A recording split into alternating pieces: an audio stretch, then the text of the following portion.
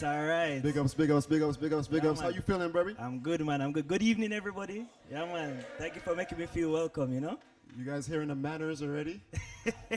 Good evening. Growing good, you know? Yes, man. How are you, brother? How are you enjoying the summer so far? Summer's been great, man. Summers in Toronto are always very nice, so I'm loving it so far. Yeah? Absolutely. What'd you get into so far? So far, man, I've been going to a couple of events. Really been going to some music events, performing myself. I've actually been traveling to, I just got back from Jamaica last week to Izumi. Okay. Yeah, some Bomb, music bomb, videos are bomb. coming out, so, you know, look out for that. I was in Montreal too. I just got back from there 2 days ago. Okay, so Yeah, you just yeah. came straight off the flight Montreal. Straight off the train. Okay. Yeah, man. All right. Just doing some work up there too, Izumi. I like that. Yeah. All right, so let's get into it right now, man.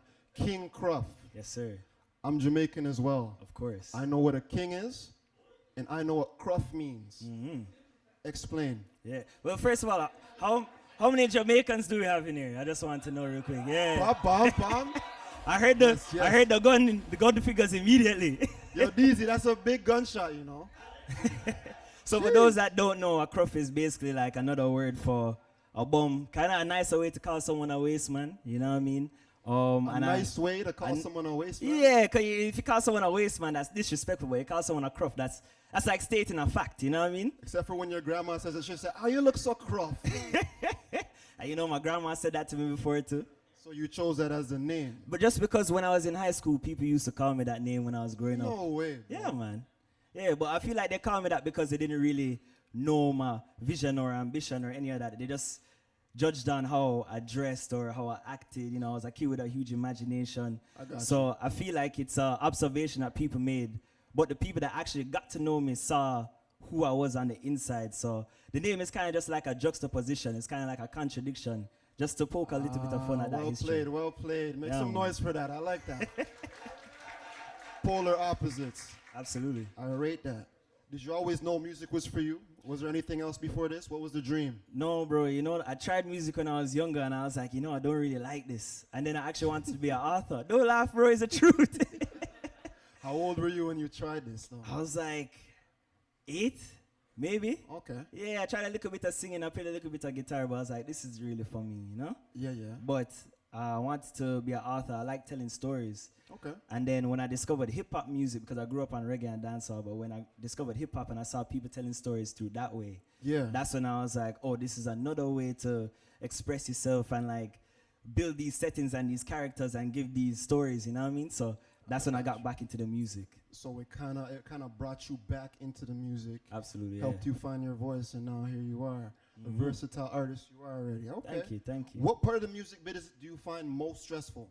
What part of the music biz do I find most stressful? Yes, sir. My label's right over there, you know. The music biz that I find the most stressful, I feel like nowadays it's been trying to find... Stop grilling him so hard, all right? Is Take it? time. Take time. He said the label's right there. You can't say That's too it, much. what's he gonna say? Yo, who's that, Suge Knight? We gonna see. I think right now at the moment it's trying to find some rest because I've been really go. And I'm the type of person where like if I don't feel like I'm doing anything, I feel like I'm wasting time, you know? Yeah. But now it's coming to the point where I kind of want to try and find some time for my family and my friends. But the music has to be made and these shows have to be done and I have to be outside. So I'm trying to find that work-life balance. Balance. I seen big homies like, nah, no time. Yeah, bro, for that. Trent? No time for that. No more. So we need you in the studio every day. Yes. All right. So if you guys don't know as of yet, this is the grandson of the late, great Bob Marley. Yeah, that's You true. make some noise for us. That's true. Let's say so. I guess I want to ask, do you ever feel pressure to produce results based on that one aspect? I mean, I always want to be great, but I don't feel like it's because of my family. I think that's just because of myself. You know what I mean? I don't think, I know one from my family is really pressuring me like that. Like they're not like, yo, you have to, or you go disgrace the name or anything like that. But it's mostly just me wanting to discover what I can do. You know what I mean? I got you. So it's pushing your own boundaries and setting your own footsteps instead of following in the past. I hear that, brother. Yes, sir. I hear that. So, yo, that's been our first part of the segment. Real quick, we're going to be right back with King Cruff right now. You see we got the livest, best audience in the industry right now. You don't see all the colors and the beautiful black people, beautiful people in this place black right people, now. man. We'll be right back after these messages. We got Paris Richards with her No Blogs freestyle. She's up there. We're in here. It's Friday night. Clubhouse Jams. Let's get it. Big global. Fuck a rockin' nigga 10 times and you want throw their hands down. Pussy. Big Canada, North Pole ambassador. But I'm feeling better far back. I'm from the project, when I see it, I'ma call that. For the money, I'ma call back. Been up on my pesos. Got a little diva, she stay hungry for some way, so I'm putting pressure on them, always pushing. Chemistry pieces keep going. I told myself never do that. I keep rolling. They taught us profit over people. So when the operator died, let's believe the machine will keep rolling. The bright lights, man. Camera's hot. You're back in it here with your host right now, Splash GB. I'm sitting here with the one and only King Cruff. Yes, sir. Bro, and it's an honor, honestly. Let me ask you a question. I was told there's a secret, there's a mysticism behind this jacket, this color, this outfit you're wearing today. Can you break that down for me? London told me this. I'm gonna shout him out. Yo, shout out London for real, cause this guy works hard, you know. Big upset.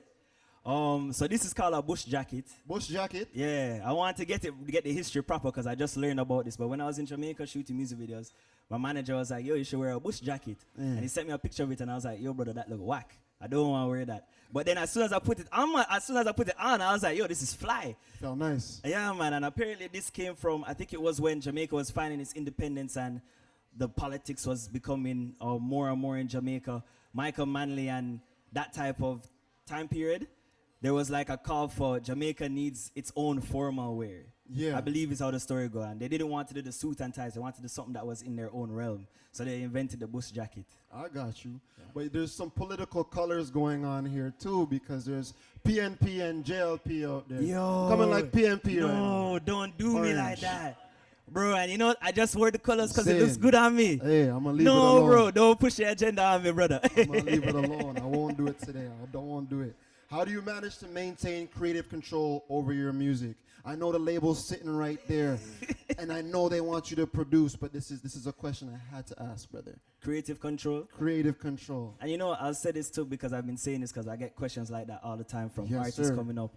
I feel like now with the music, when you sign a deal like I signed, as a creative, your creative endeavors become more conversations. Like if you want to do something like, yo, I want to do this, and I feel like just to make that happen is working with the label as though they're human. Bro, a lot of the people that are on my team at the label, I consider them my friends, my very close friends. I have Trent Hurst over here. Yeah. Who's a very close brethren. Quacks is in the building somewhere. Yeah, I saw him earlier. Make some noise, bomb. Yeah, man. And I have to shout out Ivan Evidente too because this family. guy's done so much Who's for that? my career. Big Ivan in the house? Big What's up Big going on? Eyes, What's going on? What's going on? You see me? Yes, and sir. it's not hard for me to sit down with them and talk to them and be like, yo, I want to do this and do and like hear their ideas and they hear my ideas as well. So my creative control, I feel like is still very much in my control. There's a couple conversations here and there, but it's not too hard.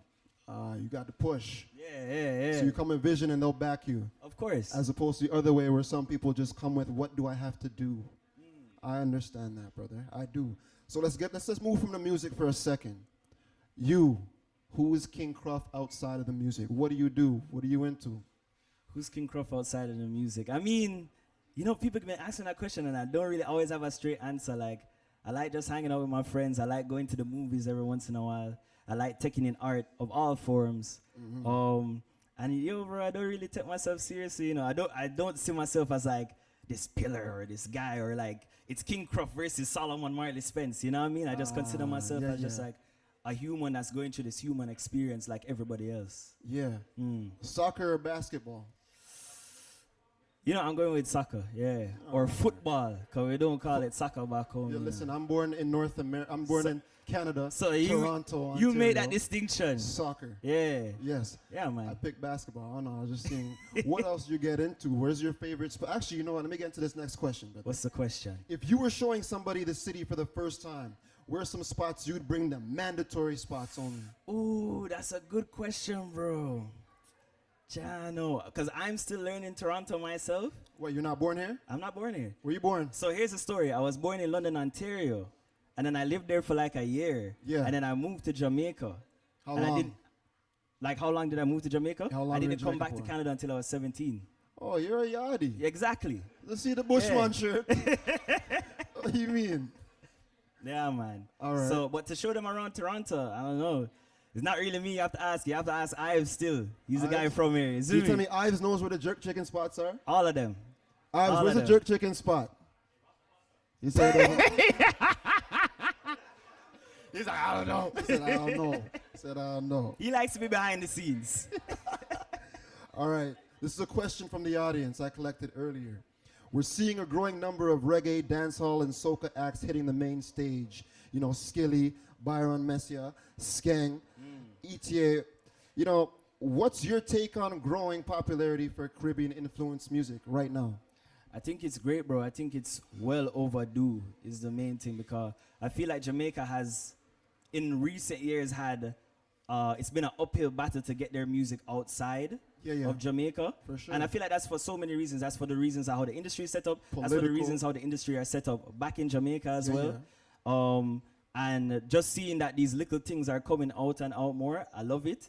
The music that I'm always gravitate to out of Jamaica is like that more neo-reggae, kind of hip-hop influence, like the Chronics and Protege and da-da-da-da-da. And I want to see some of that Cranium music. too. Yeah. Yeah, that I want to sound see nice. some of that music blast off, because I feel like that's some of the best music being made right now, honestly. Man, She I knows what I'm talking about.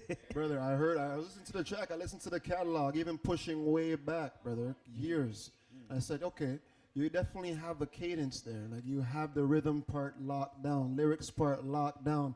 He's a huge fan of the conscious alternative artist Kendrick, Andre 3000. So you can hear that represented in his sound when he performs later on for us too. Young Thug? No, that's not really the alternative. That's the mainstream. That's But we rock with mainstream. Thugger around here. We rock with Thugger around We- here. we- Every once in a yeah, while. yeah, yeah. Of course. Shout out to him. Should we say free him? Free him? Oh. I don't- Yo, yo, Splash is trying to set me up from this interview started, you know, bro. There's no setups here. This is a family-friendly zone, all right? All right. New music, projects. What's happening for you going on? New music, new projects, hopefully. No, I there's wonder no if I- hopefully. Label. New music, projects, dates, tours. All gone. We're hoping to have a single come out in August. And there's going to be a sneak preview of it tonight. So Okay. I'm excited for that. Clubhouse Jams You know what I mean? exclusives. Yeah, drop a bomb on it. Is it? Clubhouse Jams exclusives. Bomb, bomb, bomb. All right. This has been our interview segment with the one and only King Cruff. How y'all feeling about him? Y'all like him? It's a likable guy. Yeah.